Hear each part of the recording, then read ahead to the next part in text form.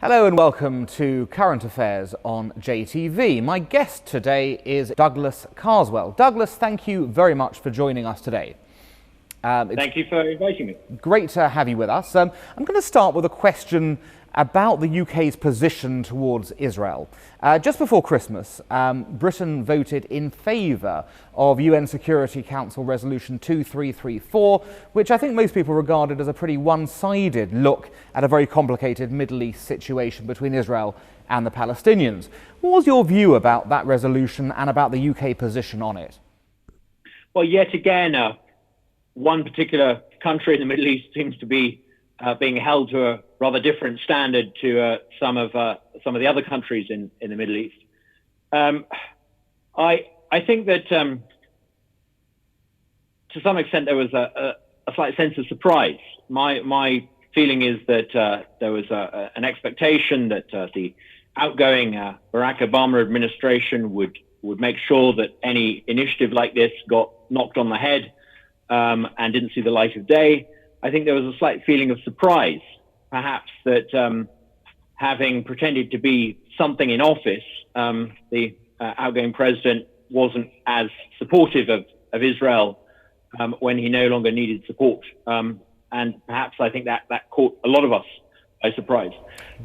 Just to interject, do you think, hold on one second, do you think that the fact that that didn't happen had some bearing on the British government's decision? Yeah, I think maybe the British government was slightly caught off guard, and the British government perhaps adopted a position that, in retrospect, it may not have wanted to maintain. There was a transition between two administrations in the United States with two very different approaches. There was Barack Obama, who was happy for this resolution to go through. Clearly, Donald Trump indicated at the time he was very unhappy with that. I think the instinct of the British government was to be supportive of Israel, but not to do something that would put it at odds with the United States. I think they got caught in a difficult position. I don't think we will see a significant shift in the UK government's position. I think this was one of the casualties of a rather clumsy handover in Washington. I also sense that to understand how this was responded to by members of the British House of Commons, you have to understand what's going on here. There's something happening in the British Parliament, the passage of the Brexit bill. Okay. The government has got a slim majority, and even those of us who might normally have been expected to wade in there, there's a tremendous feeling of not wanting to rock the boat for internal European domestic political reasons. So I think, yes, what the British government did was unfortunate. They were caught in a bad position. But, we don't want to make life hard for Theresa May right now. Right. So that's an interesting point you're making. So essentially, you're suggesting that British members of Parliament are perhaps not questioning every matter that's going through the House of Commons or what the government is doing because they're concerned that any such questioning may impact upon the bigger issue as you see it of Brexit. Is that correct? I think so. To understand this, you've got to understand that for 40 years in British politics, there's been a growing schism on the centre-right in particular. And it's all to do with Britain's relationship with the European Union and the extent to which we are a self-governing country. And finally, after 40-something years of the Tory party elite and the Tory party establishment being on the wrong side of this issue, they're now on the right side of this issue. Much of that fragmentation on the centre-right is healing. And I think there's a feeling that, that yes, they made a bit of a blunder. But right now, right this minute, we've got a Brexit government and a lot of people in the British Parliament wish it well. Obviously, on the centre-left, you've got a bit of a meltdown going on. You've got a Jeremy Corbyn and a Labour Party, which is actually pretty hostile to Israel. But right this minute, we want to make sure that the Brexit government does some other things that it needs to do. And yep, in time, there'll be an occasion where we need to address errors that have been made, but right now is not the time to do it. Okay, that I get on the centre-right side. Of course, as you suggested, the centre-left might not be quite the same way, and maybe not even the centre-left, maybe other elements of the left. It's notable, for example, that Jeremy Corbyn used the recent visit of Israeli Prime Minister Benjamin Netanyahu to bring up the issue of settlements in the House of Commons. Clearly, he's got no such compunctions that you might have in terms of destabilising government over this issue. Absolutely. I mean, Jeremy Corbyn is no friend of Israel, and he will resort to the most extraordinary, in my view, moral rotations. He will be quite happy to be seen to be aligned to some pretty unsavory regimes around the world, and yet, the one liberal democracy in the Middle East, he takes an almost sort of student politics pleasure in virtue signaling his disapproval of. But again, I think one has to recognise that right now, Jeremy Corbyn is not this might sound odd given that it's the British Labour Party you're talking about, but right now, I just don't think he's seen as a credible contender to get his hands on the levers of power. The Labour Party internally and the British left internally has a whole host of problems that they're going to need to address, particularly in terms of their attitudes towards Israel, in terms of anti-Semitism. But I just don't think many people really regard Jeremy Corbyn as serious and credible. And if people did see him as serious and credible and a serious contender to be prime minister, I think many of the things that he did and said he wouldn't be able to get away with. People, in a sense, just allow it to wash over. They don't take him seriously, and so they don't take some of his posturing seriously. And because of that, there's an air of unreality about what he does and says in relation not just to Israel, but a whole bunch of things. So you don't think there's any danger in someone like Corbyn, who of course in the past has called Hamas and Hezbollah his friends, even though he's now walked away from that? You don't think there's a danger in the language he uses poisoning the well of politics on, say, the Israel question? There's a huge danger in the UK right now on the centre-left in terms of attitudes towards Israel.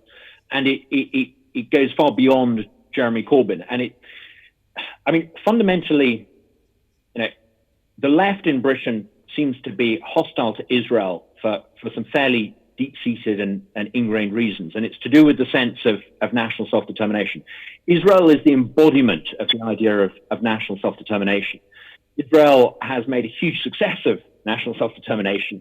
And I think for many on the left, precisely because Israel repudiates many of their ideas that are hostile to the idea of national self-determination, they have a deep-seated problem with the state of Israel. In addition to that, you do have, I'm afraid to say, an element on the left of anti-Semitism in the UK. And I think those attitudes need to be addressed and tackled. I'm quite often struck by the hostility towards Israel, an irrational hostility towards Israel, particularly in academia and amongst certain sort of liberal left circles. But that's slightly different from the issue of Jeremy Corbyn. Jeremy Corbyn right now is not a serious contender to be running the British machinery of government. Some of those more deep-seated problems on the centre-left do need to be addressed and do need to be tackled. But mercifully, I don't think there's any serious danger right now of Corbyn and his lot getting anywhere near 10 Downing Street. I take your point about the centre-left. However, it is true there are Israel critics on the right as well. There are several of your colleagues in the House of Commons and the Conservative ranks, obviously not party colleagues, but former party colleagues, who have been very critical of Israel. What do you think motivates their opposition to Israel? Well, there's long been a sort of Arabist view of the world, and it's some of that has traditionally been a part of what you might call the déformation professionnelle of the Foreign Office. There had been amongst some on the centre right a rather romantic, you might call it a sort of a Lawrence of Arabia view of Arab nationalism and Arab self-determination. And it, to my way of thinking, it skates over a whole tranche of modern history that shows that actually, that there are fundamental flaws in that worldview. But it is there, and you do hear honourable, decent, conservative members of Parliament who are fiercely opposed to and critical of the state of Israel. But I think those criticisms can and have been managed rather well over the years. And I see it as a responsibility of people like me to respond to that and to actually speak up for Israel. The fundamental the fundamental crux of the matter is that a small slither of land in the eastern end of the Mediterranean cannot possibly be held responsible for the collective failure of states in the Middle East that are run as family fiefdoms and cartel kleptocracies. And no attempt to try and deflect those inconsistencies that are so manifold and manifest throughout the Middle East onto Israel will do. Israel is a liberal democracy. It's an example of a successful state. Rather than blaming Israel for the Arab world's wider failures, I think we need to make it very clear that actually the Arab world's failings are in many cases a consequence of the people that run those Arab states. Now, do you think there is an obsession with settlements as being the prime cause of all the failures to reach a peace process? It's notable in the House of Commons you get settlements mentioned more than anything else as a factor for why people attack Israel and why they think that Israel should be held out as the instigator, as you say, for the failure of the entire Middle East. What's your view on that? I don't think Israel's behavior is utterly blameless. There are two sides to the argument, and as you'll know, many of the Israeli government's fiercest critics are found within the state of Israel. It's an issue of fierce debate within Israel. But essentially, the argument, particularly when articulated in supranational institutions like the United Nations, is entirely one-sided.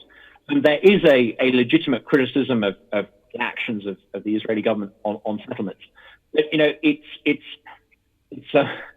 it's relative, and quite often it's used as a stick with which to beat Israel by people who are not actually really interested in the issue of legality of certain settlements. They fundamentally question the entire legitimacy of the state of Israel. They're not interested in stopping settlements that have been going for a few months or years. They're not even interested in the 1960-something lines. They're interested in the 1947 boundaries. And I think we've got to realize that actually that there are criticisms to be made over settlements, but sometimes those criticisms are made by people who fundamentally do not recognize the legitimacy of the state of Israel. And that is something that I think is pretty fundamental and problematic. But let me come back on this question. The criticism I understand, but do you think that settlements are the main reason for why there is no Middle East peace process right now? No. It's my view that the reason why there is no peace process is because, with some honourable exceptions, many of the people on the other side, so to speak, don't want peace. There are proxy armies in close proximity to the boundaries of Israel that are armed and supplied by states who seek the destruction of the state of Israel. Certainly there are some governments in the Middle East, in notably Jordan and to some extent in Egypt, that you can deal with. And where there is a partner willing to make peace, Israel has done a pretty good job of making peace. But fundamentally, you can't make peace with people who want you dead. You can't really have a viable peace process with people who will do everything they can to try and kill you. And I think we need to be a bit more realistic about that. I remember recently, a few years back, I went on a trip to Israel, and I went up to the northern border. And some of the reservists, they were ordinary civilians like you and me, but they happened to be defending Israel part-time. And they showed me, literally by the side of the road, Hezbollah soldiers sitting there with guns. And a few weeks after that visit, indeed, those very same soldiers, Hezbollah soldiers launched an attack on Israel, and there was the border war. It's kind of difficult to make peace with people who don't want peace. Ultimately, if you're going to have peace, you've got to have mutually recognizable and compatible end objectives. The right of return and the 1967 or whatever it is boundary, these are not realistic goals, and they're not compatible with Israel's future existence. Got that entirely. Now, The UK, of course, since the UN Security Council resolution, has taken rather a different view on the whole matter. A week afterwards, the Prime Minister attacked John Kerry when he made a significant intervention on the Israel question, saying he was being too harsh on Israel. And then, of course, after the Paris Peace Summit in January, the UK government decided it was going to veto at the EU Council the communiqué from that conference. What do you think has driven the change in UK policy from having supported that proposal to now seemingly being against it? And can it be linked to that thing you mentioned at the start about the transitional nature of the US presidential process? My reading of it is very much that a blunder was made. On the one hand, there's a pressure within the UK government to want to remain on the same page on most issues around that UN Security Council table as the United States, and that's perfectly understandable. They're our number one ally, and the peace of the Western world rests on us getting on well with them. On the other hand, there was within the United States administration a bit of turmoil. There was an outgoing administration's view, which I would say was actually inconsistent with its earlier positions, and then there was the Trump administration's view. And I think the United Kingdom government, I don't mean this disrespectfully to Theresa May, but I think the United Kingdom government was caught off guard, and there was subsequently an attempt to try and reposition. Right. And I understand why that was a little bit clumsy, but it would have been best not to have had to pull a U-turn, because we shouldn't have headed off down the direction we headed off in initially. But I hope we've moved back to a better position now. But it is notable that the Trump administration has been visibly far more and openly far more pro-Israel than the Obama administration. I mean, even to the point where, of course, President Trump is, talking of moving the US embassy to Jerusalem. Do you think the British embassy should move to Jerusalem? Personally, I don't, and my reason for saying that is twofold. First of all, I think it would be an enormously provocative act for very little practical gain. It's up to other countries what they do with their embassies, but my thoughts are that we shouldn't. Even if that embassy move was to West Jerusalem, which has always been part of the Israeli state? Sorry, I missed that. Even if that move was to West Jerusalem, which has always been part of the Israeli state? Yeah, when you take an action, I think you should look at what the reward, what the outcome of that action is. My own view is that in the case of the United Kingdom, it would be hugely symbolically important to some people, particularly the current Israeli government. They would hugely welcome it, but against that, you would give ammunition to critics who would love to feel wronged. I personally wouldn't advocate doing that. But I think it would be quite legitimate for us to recognise that if Israel wants to have Jerusalem as the capital of the state of Israel, that's entirely up to Israel to decide where Israel's capital is, and we should respect that. So you think we should recognise Jerusalem as Israel's capital, not move the embassy, but recognise it as a capital? Well, it's a case of, does Israel want Jerusalem to be its capital? I believe in national self-determination. Right. Well, it does. Just as it says it is. We should decide where our embassy is. Israel should decide where its capital is. If Israel wants to say that its capital is in Jerusalem, great. There would be a sort of haughty imperial arrogance if we were to say no, we don't recognise that. That's what national self-determination means. You decide where your capital is, and we respect that as a result. Yeah. Okay. Looking one more time at Trump, he's very pro-Israel, made these sort of statements. How much impact do you think having someone who is so pro-Israel, so openly pro-Israel, who has stated he hopes that the UK will also be pro-Israel, how much impact does that have on the government's thinking, do you think? I hope it gives confidence to people who are instinctively pro-Israel to sort of slightly overcome those self-imposed restraints and diplomatic niceties. For a long time now, we've seen Israel judged by different standards to some of Israel's neighbors. And some of us have felt, I think, in Europe and North America that it would be undiplomatic and it would be rude and unseemly to be quite so robustly outspoken in favor of Israel. Far from actually helping solve the problem, I think that's actually emboldened some of Israel's enemies. I'm a great believer in setting out clear moral positions in foreign policy. When Ronald Reagan made it clear that he regarded the Soviet system as a wicked, I think he used the term evil empire, that gave great clarity. I think there is a case for moral clarity, and I think without question, Israel as a liberal democracy has higher ethical standards than many of her neighbors, and we should be quite willing to come out and speak out in favor of Israel. Some of that reticence, often found in the State Department in the US and the Foreign Office in Britain, far from actually helping the problem, I think it's helped make things worse. It's given encouragement to Israel's critics. Well, I think I'd agree with you on that. Now, obviously, our government here is looking to make a trade deal of some kind with the USA. Do you think they should be using every avenue to do that? And I refer specifically, of course, to your former party leader, Nigel Farage, who seems to have struck up quite a friendship with the new president. Do you think there's a role for him in this process of the two countries coming together? I think it's great that they get on, and I think it's really good that the incoming administration can draw on people with a wider perspective. Actually, the more we see of this administration, the more I think a broader perspective and broader input is essential.